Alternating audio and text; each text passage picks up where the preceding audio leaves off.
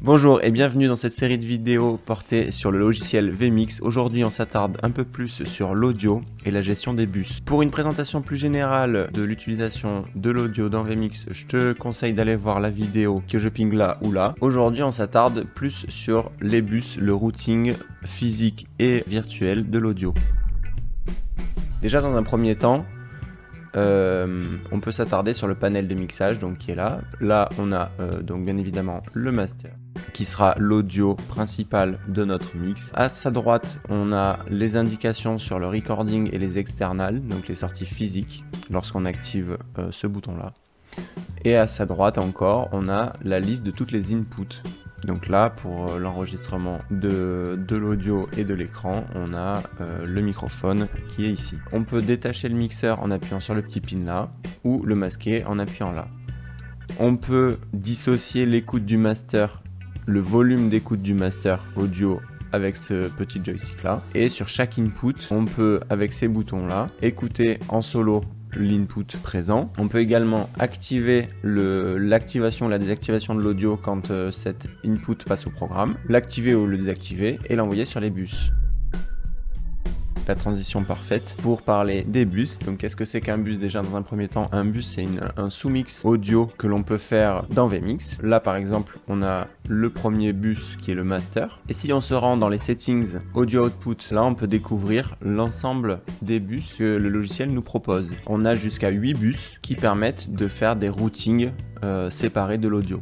Quand on lance le logiciel pour la première fois, on a une tendance à tomber sur ce type d'interface avec l'ensemble des bus qui sont sur None, donc qui sont désactivés. En fonction du projet, il faudra activer le bus, donc là on pourra l'enable. Ça permettra de l'activer virtuellement dans le logiciel. Et ensuite, si on veut router notre bus audio sur une sortie physique, donc par exemple, admettons, je souhaite router mon bus A sur la sortie casque de mon H4n qui est branché actuellement, je peux cliquer là et donc ça va router la sortie virtuelle du bus A vers la sortie physique du H4n. Donc là, je fais OK. À chaque modification des settings, le logiciel doit reboot.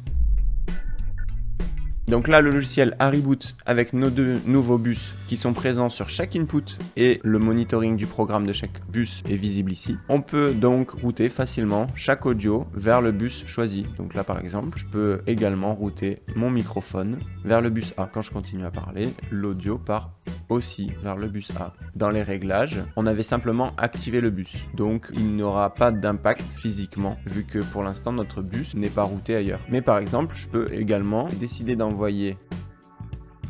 Maintenant, si je l'envoie sur le bus B, il sera routé physiquement vers l'H4n. Petit tips, on peut renommer les bus, donc en cliquant ici sur la roue crantée. Là, on peut lui donner un petit nom. Donc par exemple, on va dire que ça c'est le français, et ça on va dire par exemple que c'est l'anglais.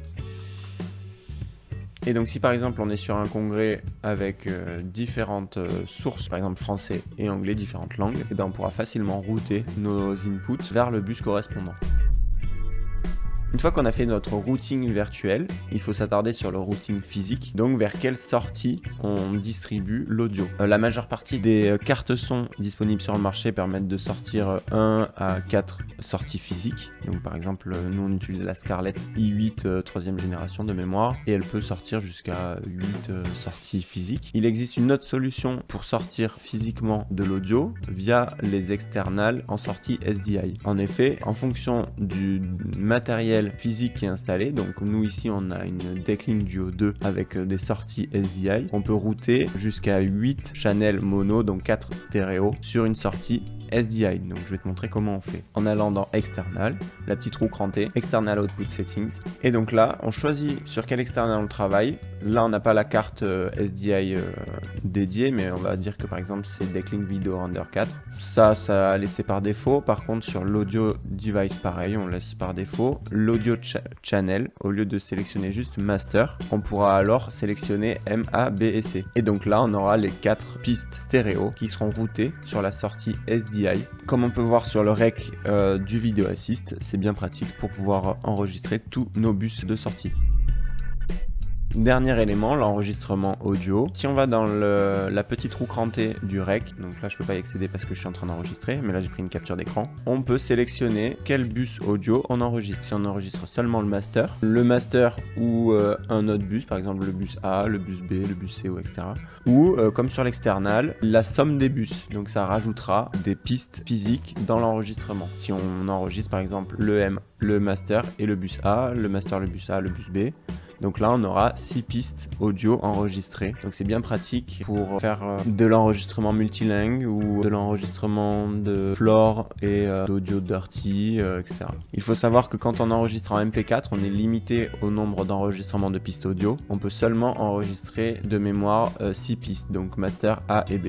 C'est un détail à savoir. Master A, B et C, je crois. On ne peut pas enregistrer tous les bus audio.